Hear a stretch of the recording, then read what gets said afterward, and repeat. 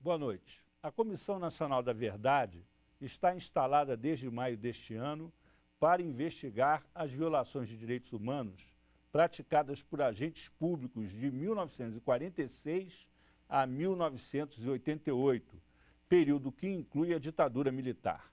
Para discutir o papel dessa comissão e as perspectivas de esclarecimento dos fatos que resultaram em tortura, desaparecimento e morte de vários cidadãos brasileiros, recebemos hoje no 3-1 o ex-procurador-geral da República, integrante da Comissão Nacional da Verdade, Cláudio Fonteles, a representante da Comissão de Familiares de Mortos e Desaparecidos Políticos, Yara Xavier, e o Procurador Federal dos Direitos do Cidadão, Dr. Aurélio Rios. Antes de começarmos o debate, vamos assistir uma breve reportagem sobre o trabalho da Comissão da Verdade. A Comissão da Verdade está mexendo com a história recente do país. Desde o mês de maio, 7 pessoas indicadas pelo governo analisam arquivos sigilosos, documentos oficiais, ouvem testemunhas, enfim, investigam graves violações dos direitos humanos ocorridas entre 1946 e 1988. 4 décadas serão pesquisadas, mas o foco principal continua sendo o período da ditadura militar. A comissão, no entanto, não tem poder punitivo, ou seja, os autores de violações dos direitos humanos podem até ser localizados, ouvidos, mas não irão responder judicialmente por isso. A anistia foi ampla, geral e recíproca.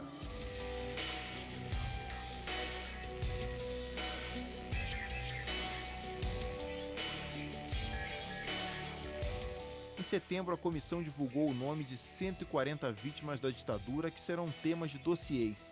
Entre eles está o jornalista Vladimir Herzog, morto nas dependências do DOI-CODE em 1975. Ele terá seu atestado de óbito alterado para que, enfim, seja reconhecida a tortura que ele sofreu.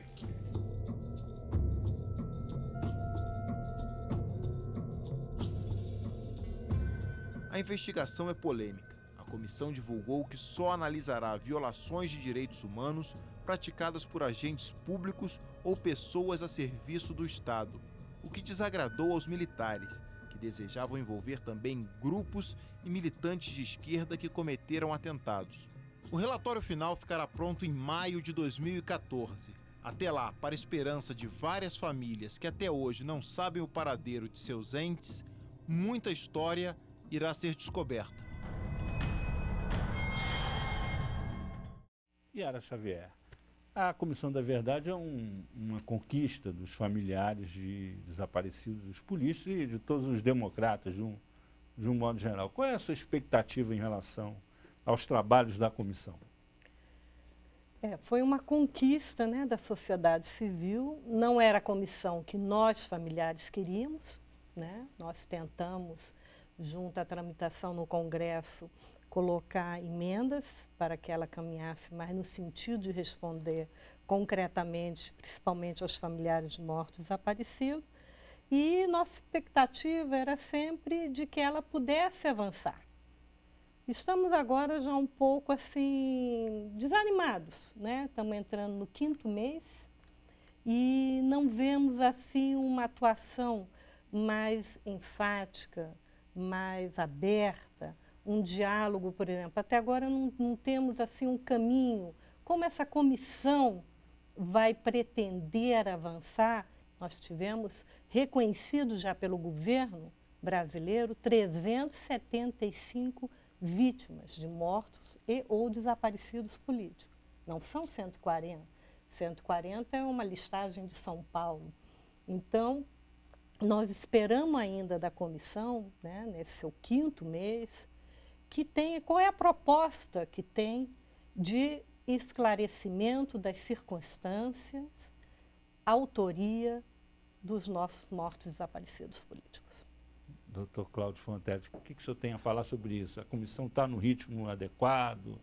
Ela teve algum contratempo? Está enfrentando dificuldade?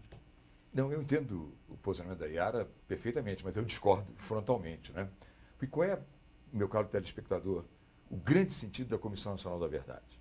Eu acho o grande sentido da Comissão Nacional da Verdade, pelos quais tombaram os familiares da Iara e tantos outros jovens e pessoas, enfim, das mais variadas estados geracionais, foi para que esse país nunca mais viva uma experiência ditatorial, uma experiência de arbítrio, uma experiência de solucionar as nossas divergências pela força, pela morte, pelo desaparecimento, pela tortura.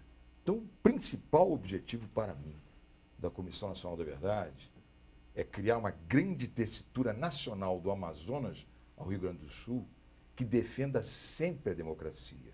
Agora, para isso, é preciso que você, eu, telespectador, está nos vendo e ouvindo agora, todos nós aqui, os câmeras, todo o apoio, internalizemos, e isso é difícil, dentro. Então, o que fez a Comissão Nacional da Verdade?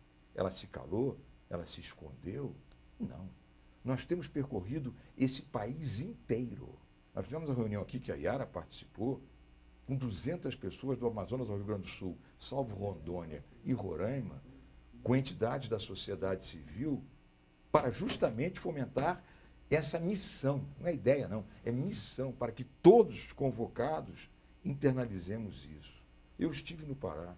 Eu venho de estar no Rio de Janeiro em audiência pública, com os setores da sociedade civil, enfim, Tortura Nunca Mais, e vários outros grupos, não é? Estive em Goiânia, colegas estiveram em Pernambuco, temos uma agenda para Minas Gerais, ainda esse ano, para Paraná, para Rio Grande do Sul, quer dizer, dialogando abertamente, nos mostrando abertamente, debatendo abertamente, e as posições são diferentes e tal, mas então, meu caro telespectador e telespectadora, como é que pode-se dizer que nós estamos num trabalho oculto?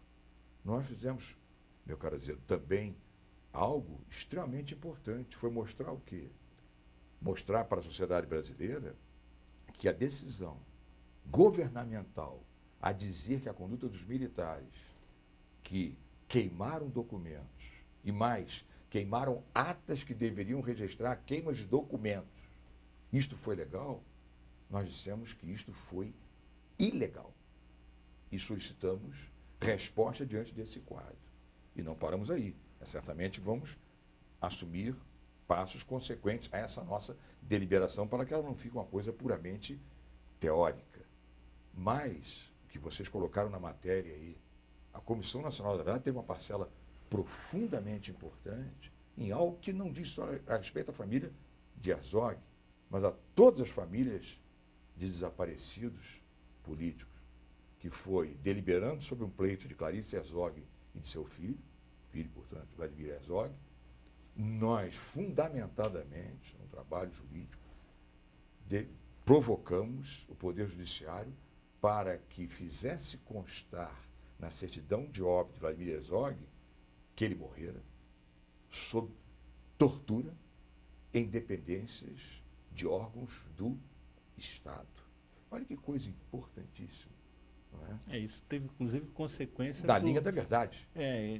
Quando ele morreu, no enterro, ele, inclusive, isso teve problema para a família, porque pelo rito judaico, o suicida, que era a versão fantasiosa da ditadura para a morte dele, não podia ter o mesmo tratamento que uma outra pessoa que e se tivesse morrido. Todos os familiares, isso, a possibilidade de provocar a comissão com a petição, narrando os fatos. Criou uma jurisprudência. Criou-se o chamado precedente. Né? Agora, procurador Aurélio Rios, qual é a sua missão aí nessa questão? Bom, boa noite a todos. Né? A função da Procuradoria Federal do Direito do Cidadão nessa temática de memória e verdade é, primeiro, reforçar um trabalho que já vem sendo feito há muito tempo por um grupo de trabalho de memória e verdade que já foi instalado na Procuradoria da República, em que colegas já vêm desde 2000, 2001 trabalhando nisso, seja em relação à identificação das ossadas de perus, seja em relação ao próprio grupo técnico do Araguaia, em que nós temos atuado diretamente nisso, não só na questão da identificação, enfim, das ossadas, mas também da discussão sobre a materialidade, né, dos crimes e das circunstâncias dela. Houve vários vais e vens, né? Assim, não houve uma investigação segura nesse ponto. Eu não tenho dúvida, Yara, que grande parte das pessoas que indicaram os locais onde estariam os desaparecidos, indicaram lugares que jamais tiveram qualquer ossada, fizeram isso como uma manobra de divisão, de contra-informação. Né? Um deles, inclusive, retratado sempre com muita ênfase, que é o Sebastião Curió, né? Tem sido um grande especialista em dizer fatos que não são verdades e fazer indicações de locais onde, evidentemente, não se encontrou nada. Qual que é a grande dificuldade disso? Ficamos muito tempo, só para falarmos aqui da questão do Araguaia, fazendo escavações em locais inapropriados e com custo muito alto, enquanto que a equipe que era pequena, que inclusive nunca foi suficiente, nunca tivemos, na parte da medicina forense, pessoas aptas a fazer uma identificação célere disso, e nesse ponto a reclamação dos familiares é absolutamente justa. A Comissão de Mortos e Desaparecidos deveria, na época, ter sido mais diligente no sentido de cobrar mais rapidez sobre isso. A informação que chega ao público é de que os militares, o Ministério da Defesa, tem colaborado com essas investigações. Isso é verdade ou isso é o que está havendo é uma simulação? Ou nós estamos tendo, vamos dizer assim, uma postura oficial do Exército e o pessoal antigo que já se reformou sabota? O que está acontecendo? Olha, Azedo, eu não posso dizer com segurança, né, qual é a posição oficial ou se há uma discrepância entre a posição oficial do Exército de colaborar com os fatos em si.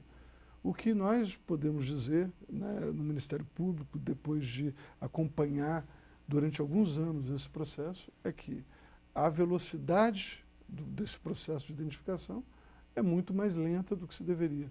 Nós temos hoje no país condições técnicas de ter feito essas identificações, seja as identificações das ossadas já recolhidas, que precisam de ser trabalhadas e processadas, seja em relação à identificação de novos lugares onde há grande probabilidade de se encontrar essas pessoas que se consideram desaparecidas, o que a ditadura considera desaparecidos e que nós consideramos que foram vítimas de crimes bárbaros e que precisam, obviamente, de ser investigados.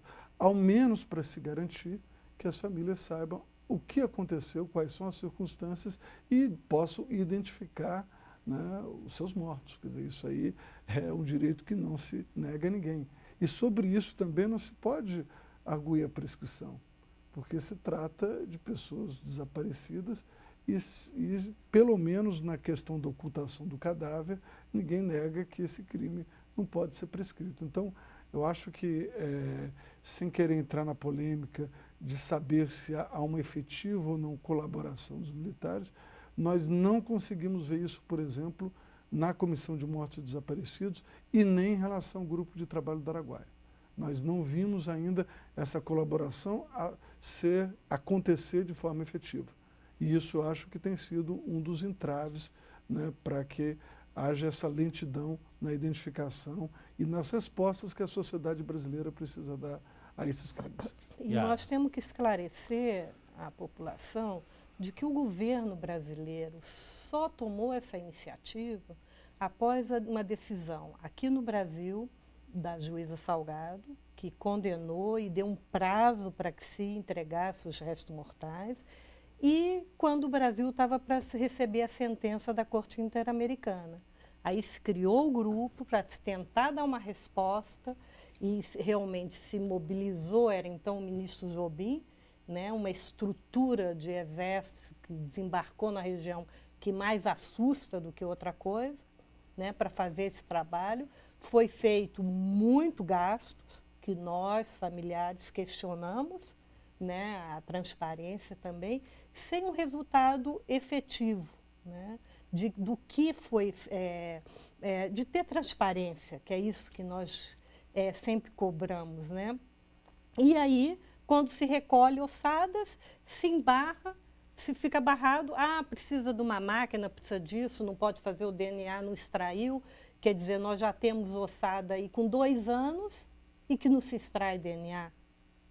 Então, enquanto isso, o tempo passa, as mães morrem e as famílias continuam sem resposta. Essa cooperação, cadê os arquivos secretos das Forças Armadas? Tem que ter uma decisão política de realmente abrir. Lógico que os setores que estiveram comprometidos, né, com os órgãos de repressão não querem que venha à tona, mas tem que ter uma situação de que uma decisão política da Presidenta da República de que venha trazer a público esses arquivos. Nós precisamos ficar aguardando colaboração, como a CNV está aguardando, vai continuar aguardando, entendeu? Nós queremos ações concretas, entende? Eles estão percorrendo, tudo bem. O que nós familiares estamos cobrando é o seguinte: respeito a nossas 375 vítimas identificadas, onde a lei 12.528 atribui que a competência dessa comissão de identificar os locais e autorias, o que ela fez nesses 5 meses? O que está pensando fazer para frente? Entendeu? Qual o diálogo que ela está tendo com os familiares para esclarecer? Né? Yara, nós vamos tratar desse assunto no segundo bloco, porque nós vamos fazer agora um breve intervalo e voltamos daqui a pouco com esse debate sobre a Comissão Nacional da Verdade. Até já.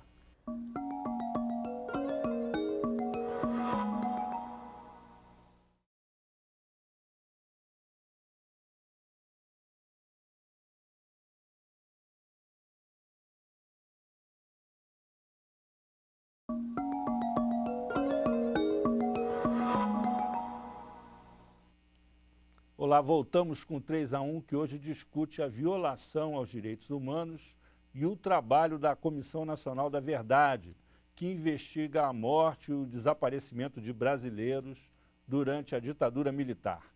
Participam da entrevista o ex-procurador-geral da República e membro da Comissão Nacional da Verdade, Cláudio Fonteles, a representante da Comissão de Familiares de Mortos e Desaparecidos Políticos, Yara Xavier, e o Procurador Federal dos Direitos do Cidadão, Aurélio Rios. Nós vamos iniciar esse bloco ouvindo aqui o doutor Fonteles sobre essa questão do trabalho da comissão. Muito bem, vamos lá então, para provocar um pouco a Yara, né? É sempre bom para animar. Veja bem, o problema da transparência. Como dizer que nós não somos transparentes? Eu já falei aquilo antes, né?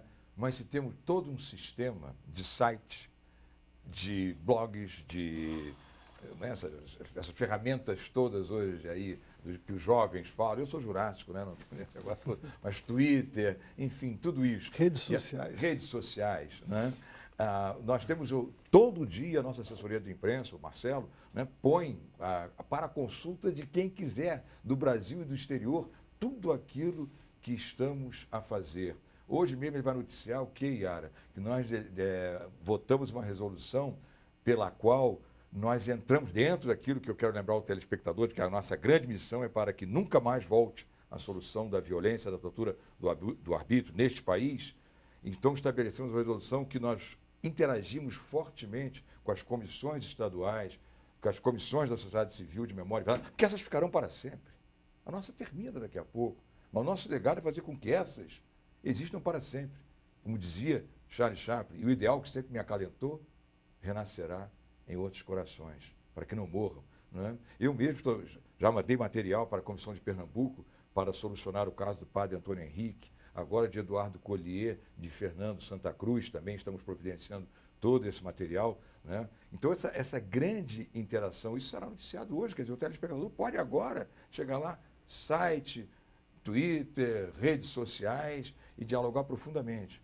E a Yara colaborou já conosco e muito. Ela vai saber agora, em primeira mão, com você também aí, telespectador. O que aconteceu? Nós estamos com 3 peritos, pessoas maravilhosas, porque estão fazendo isso. Eles até me disseram, mas que foi Yara, realmente, o pontapé inicial foi realmente da Yara. Isso nós devemos a ela. E aí isso foi esse intercâmbio. Ela que nos levou lá e conversamos, ela até participou dessa conversa, né? Mas que essas 3 pessoas estão trabalhando, eles me disseram para mim, por amor à causa. E qual é a missão desses homens? Já estamos trabalhando em 8 casos, né?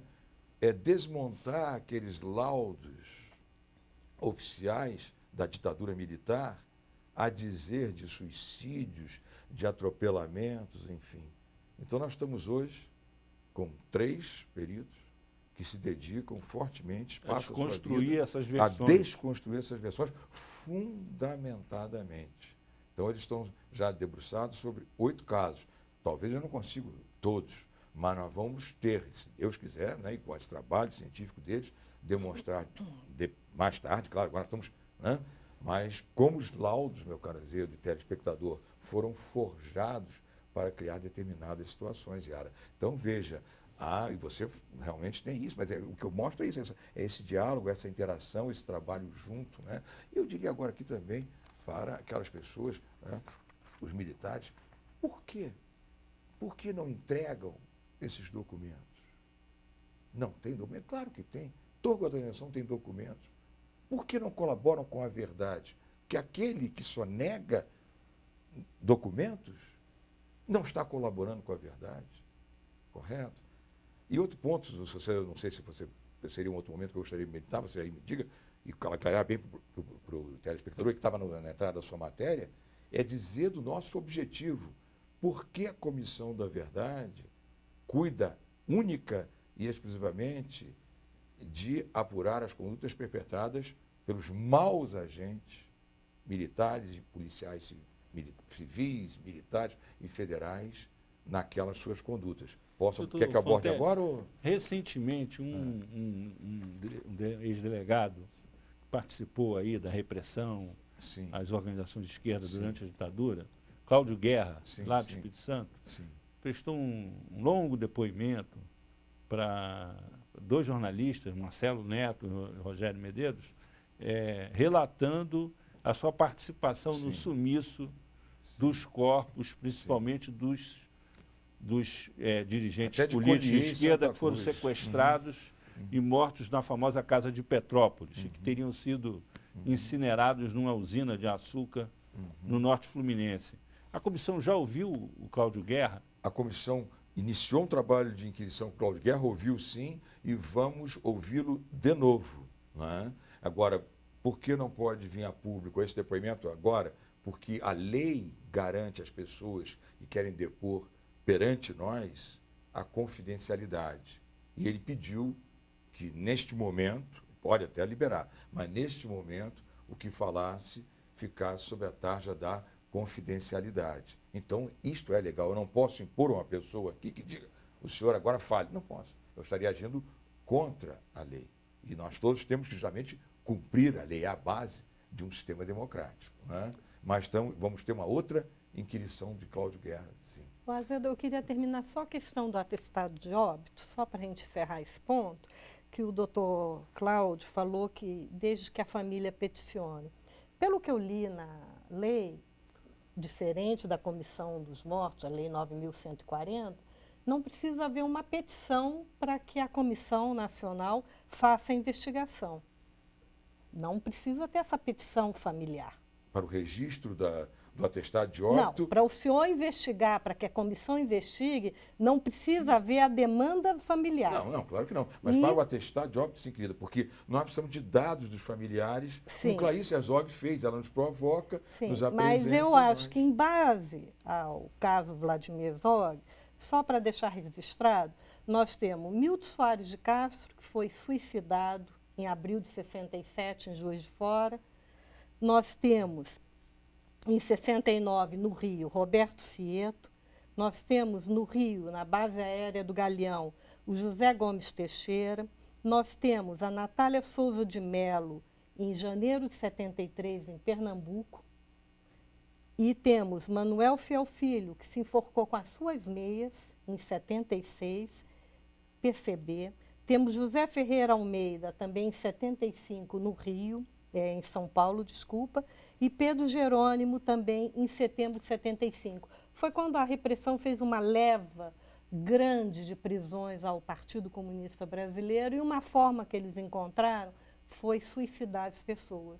Todos estão documentados, seja no livro nosso, seja no relatório da comissão, né? E que pode a comissão entendeu? Também tomar iniciativa. Pode, O Roberto Cieto só tinha um irmão, é família humilde. O José Gomes também tem pessoas que muitas vezes a mãe já faleceu, a esposa, são pessoas de origem humilde que não estão atentas aos seus Agora, direitos e que cabe à A comissão. propósito disso, a Procuradoria Federal pode tomar essa iniciativa?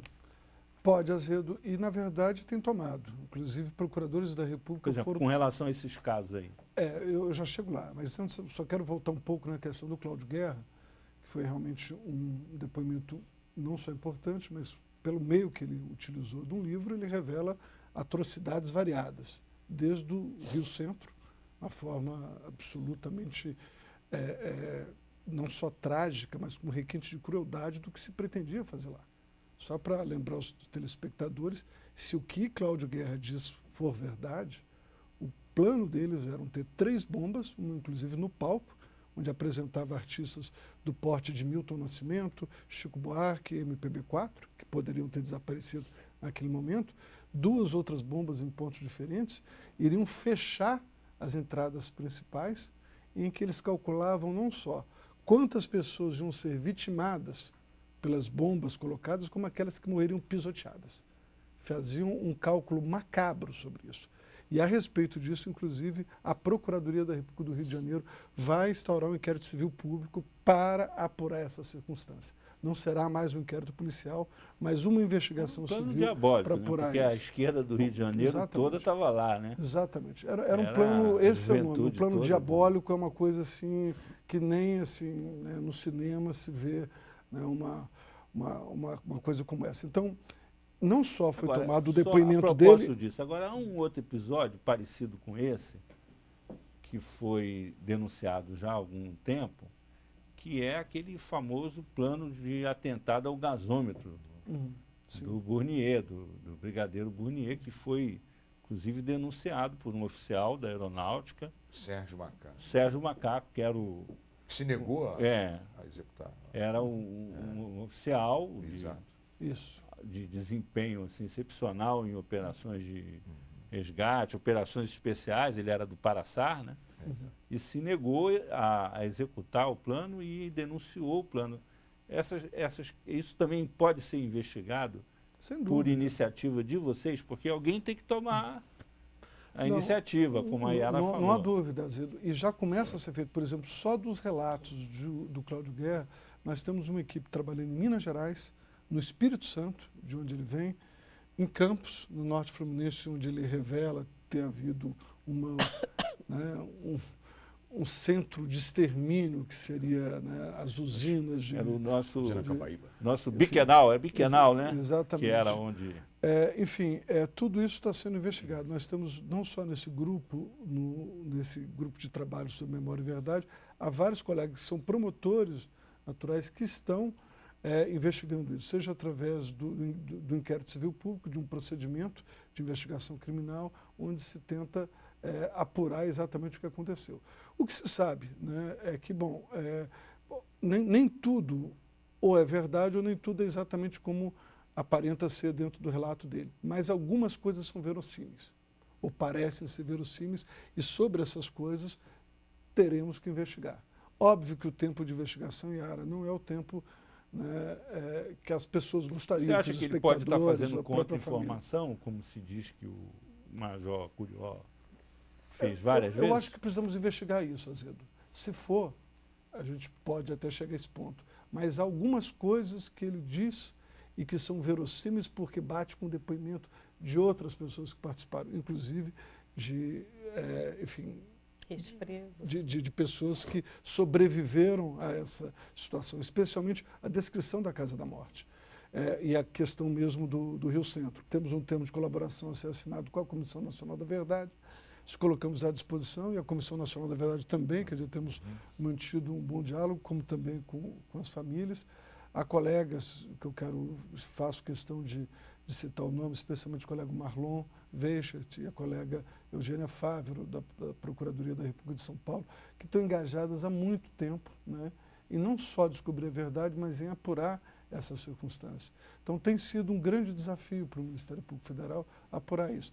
Claro que chegamos tarde, né? O nosso processo, até pela abertura lenta e gradual, fez com que a Comissão Nacional da Verdade chegasse já muitos anos depois dos fatos. Quer dizer, o tempo, nesse aspecto, não tem sido um bom aliado, porque até alguns exames de DNA ficam prejudicados, evidentemente, não só pela passagem do tempo, mas pela forma como foram tratados, né, os restos Familiares, mortais. os restos também morreram e você não Exatamente. tem como checar o DNA. Então, é muito complicado. E alguns dos algozes, dos torturadores, né, facínoras como Fred Perdigão, né, e outros não estão mais aqui. Quer dizer, já não teríamos como buscar o depoimento dessas pessoas. E alguns que estão vivos estão cobertos por um círculo de proteção que eles criaram e que tem sido muito difícil romper. Teria sido melhor, meu prezado Cláudio, se a própria lei que criou a Comissão Nacional desse a ela instrumentos, né, maiores em que esses incentivos fossem até, enfim, estimulados do tipo uma delação premiada. Mas para isso também teria sido necessário que essas pessoas tivessem sido efetivamente punidas, em que, por exemplo, a troca da liberdade pela prisão significasse uma colaboração efetiva com a Justiça e a Comissão Nacional da Verdade. Não tendo ocorrido isso, essas pessoas não tendo respondido ao processo e nem estando preso, fica muito difícil estabelecer esse mecanismo de compensação. E aí eu entendo também, Ara, em parte, as dificuldades da comissão, porque a própria lei estabeleceu a elas, a própria comissão, né, alguns poderes de requisição, mas não todos os poderes próprios de investigação, ou mesmo, né, de delação premiada ou de estímulo à colaboração de quem queira depor. Então, esse também é um ponto. E eu não quero aqui também fazer o papel de dizer que a comissão não seja importante. Ela é importantíssima. Acho que foi um ato de Estado. Aí eu compreendo a preocupação ou até mesmo a indignação da Iara e dos familiares de não ter sido a comissão que eles desejavam, mas eu compreendi dentro da mecânica feita que a presidenta Dilma ela fez uma escolha de pessoas que têm uma história, que têm um comprometimento com isso e com visões também diferenciadas, para que também não acusasse de ser uma comissão monolítica. Claro que, mais uma vez, o tempo conspira contra uma investigação adequada e acurada dos fatos. Qualquer um que trabalha com o processo penal sabe. Se queremos resposta rápida, a investigação tem que ser de forma imediata. Então, quanto mais tempo se demorar na apuração de um crime comum qualquer, menor será a possibilidade do esclarecimento. De rastrear. Claro, as provas vão se desaparecendo, os indícios, sem falar que toda a circunstância, a cena do crime, como a gente chama, foi completamente modificada, alterada e fraudada, com atestados falsos em que enterravam os mortos ou desaparecidos com o nome de outras pessoas, o que obrigou a Iara e outros tantos familiares a ter que fazer um verdadeiro quebra-cabeça para tentar identificar aonde os seus parentes queridos estavam. Nós vamos fazer mais um intervalo, voltamos daqui a pouco com esse debate sobre os trabalhos da Comissão Nacional da Verdade. Até já.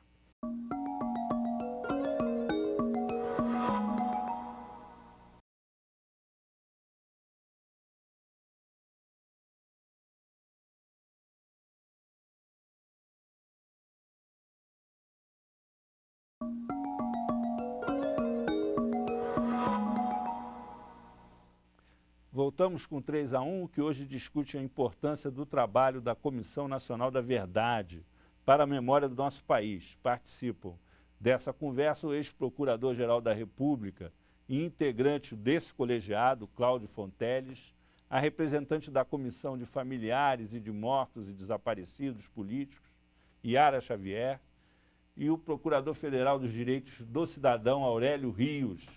Nós vamos retomar esse bloco com a Iara, falando sobre o que ela acha desse trabalho feito pela comissão, que, na opinião dela, precisa pisar no acelerador.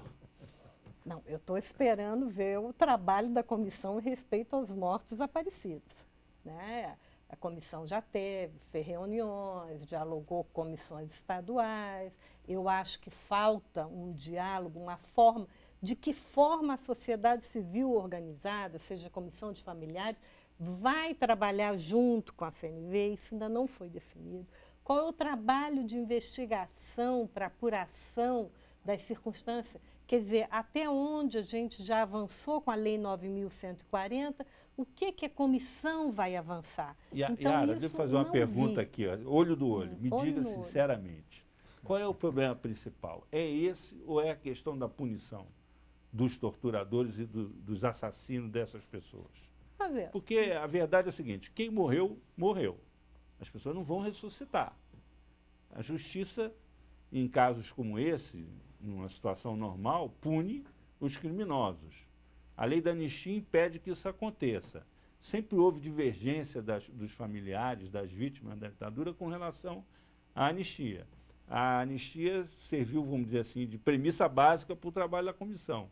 A discordância principal é essa aí que você está falando, o trabalho da comissão, ou é sobre a questão de fundo do caráter da comissão? De cabeça branca, o Aurélio aqui deve ser o mais jovem, o meu não é porque eu pinto, né? Eu não tenho cabelo. Qual é a questão de fundo? A questão de fundo nossa, dos familiares, não mudou ao longo desse tempo. E memória, quando você se for, o que fica de você é a memória, é o que você vive nos seus descendentes, é o que passa.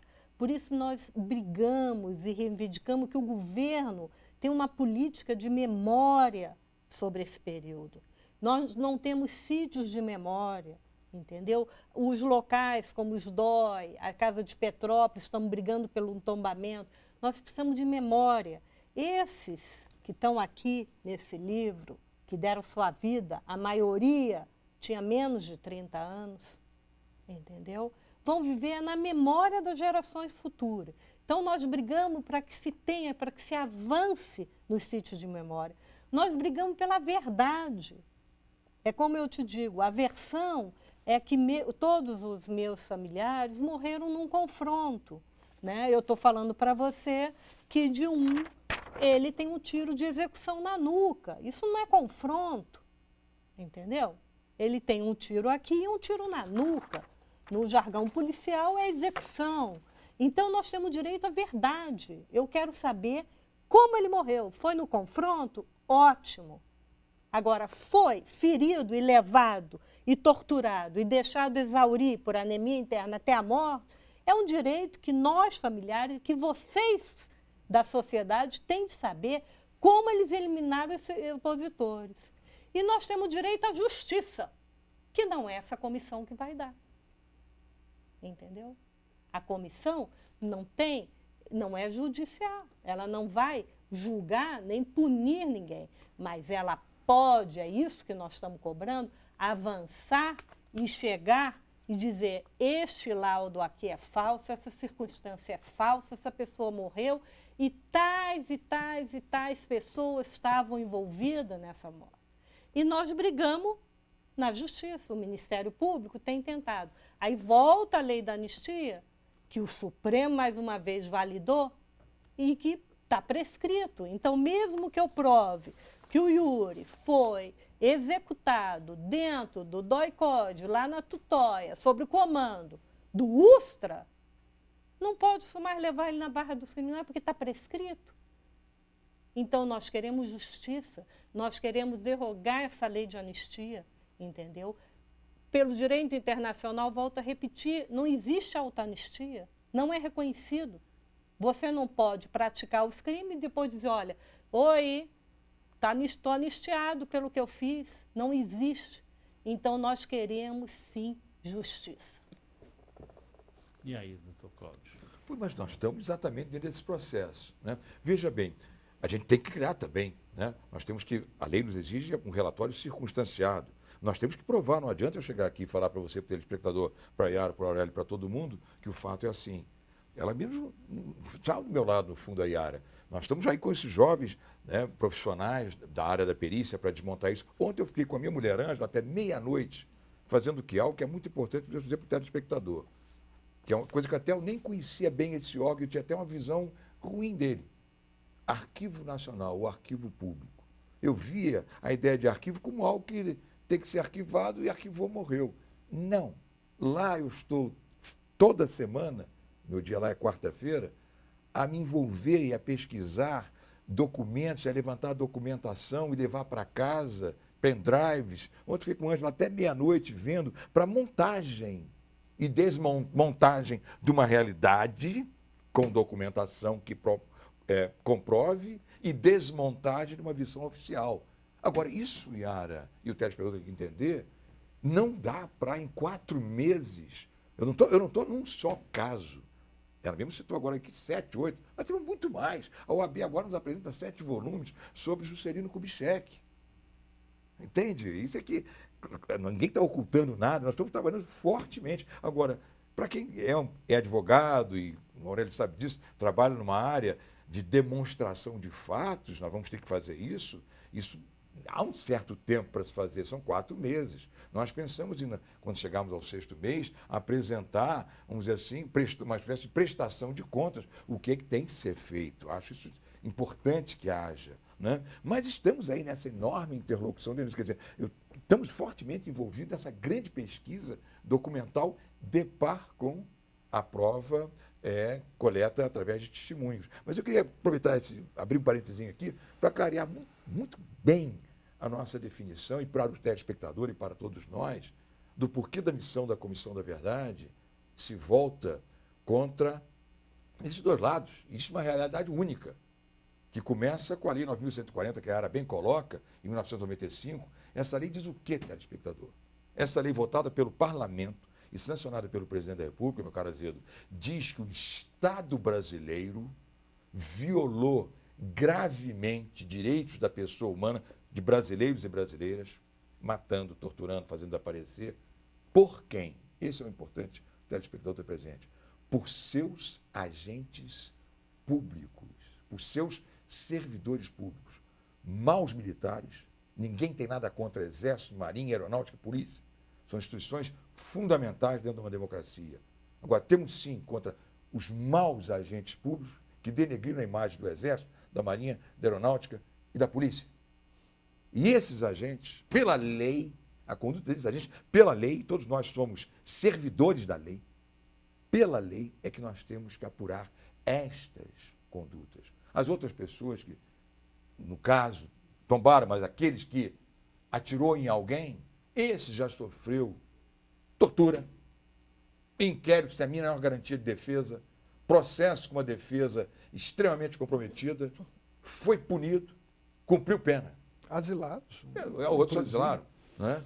Mas esse sofreu tortura, respondeu a um processo e condenado foi e cumpriu pena. A nossa missão, que fica muito claro aqui, é importante o seu programa para isso, né? É que pela lei, nós todos somos servidores da lei, por aí eu discordo frontalmente desses senhores, mas respeito desses senhores militares, normalmente da reserva, que venham a falar esta realidade dos lados, que não tem, basta eles conhecerem a lei e eles devem ser servos da lei. Então, esses senhores todos militares estão na reserva, em seus clubes, e têm todo o direito de estar em seus clubes a debater, mas eu gostaria que eles respondessem a este meu argumento, com argumentos jurídicos, sólidos e claros. Não responderão, que não tem argumento. Doutor Aurélio Rios, há uma questão aí que está no ar, que é a tese de que o sequestro é um crime continuado na medida em que o corpo não aparece. Portanto, seus autores supostamente estariam ao alcance da legislação vigente fora do cobertor da lei da anistia. Essa tese ela já foi descartada juridicamente ou ela ainda sobrevive como uma possibilidade? Não só sobrevive, como o sequestro é, por natureza, um crime permanente. Como é a ocultação de cadáver? Enquanto o cadáver for oculto, ocorre o crime. Ele só deixa de ocorrer, só começa a prescrição a partir do momento que se revela a identificação, a localização do cadáver. Aí sim. Então, nesse com relação caso, seria a esses dois crimes... teu raciocínio, por exemplo, se sabe que determinados agentes públicos estavam envolvidos nessas prisões, nesses sequestros e no desaparecimento dessas pessoas. A partir desse entendimento, é possível, vamos dizer assim, ter se é que essa expressão é adequada, uma moeda de troca para obrigá-los a colaborar com a comissão? Porque você falou isso, Pois é, se a gente não só, tem uma só delação para a gente premiada. contextualizar, por exemplo, né? Moeda de troca talvez seja um nome forte para a gente usar isso.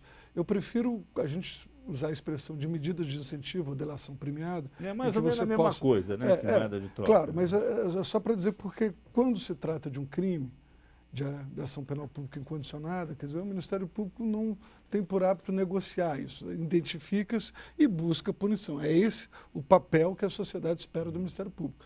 É claro que existe a possibilidade de alguma arbitragem, de alguma conciliação. Inclusive, hoje, a última reforma do processo penal também estabelece formas alternativas de composição disso. Mas em casos gravíssimos, como esse, de sequestro, de ocultação de cadáver, em que essas pessoas desaparecidas, nós todos sabemos que elas foram assassinadas por agentes de Estado, como disse o Dr. Cláudio, não foi por outras pessoas.